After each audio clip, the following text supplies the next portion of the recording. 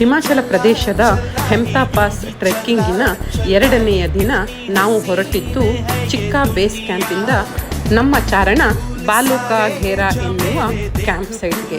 1000 ಫೀಟ್ಗೂ ಎತ್ತರದಲ್ಲಿರುವ ಈ ತಾಣ ಒಂದು ಮರಳುಗಾಡಿನ ಥರ ಇತ್ತು.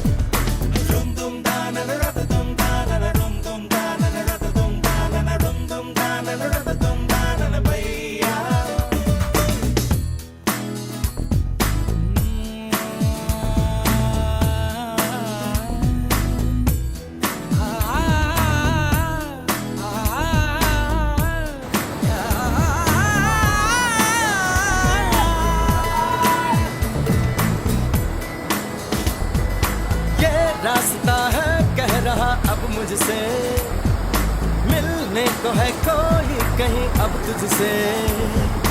ये रास्ता है कह रहा अब मुझसे.